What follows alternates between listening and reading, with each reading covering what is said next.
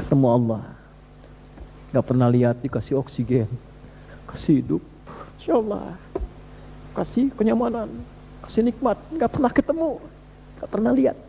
Pengen lihat, kangen, pengen lihat. Masa gak pernah kangen? Masa gak pernah rindu? Faman kana yarju liqa'a rabbih, siapa yang sudah rindu ketemu Allah, falyamal amalan salihah wala yusyrik bi ibadati rabbih ahada. Tiap Jumat tuh kita karena kangen. Masa nggak kangen sih? Imannya di mana masa nggak kangen sama Allah?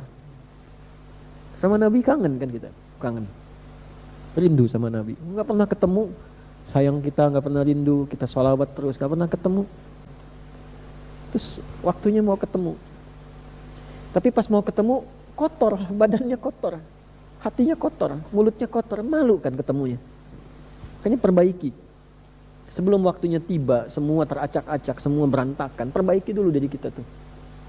Jadi ayah masa ketemu Allah, anaknya begitu, malu kan ketemu Allah. Pas ditanya anaknya begitu, gak kenal Allah, gak bisa sholat, malu.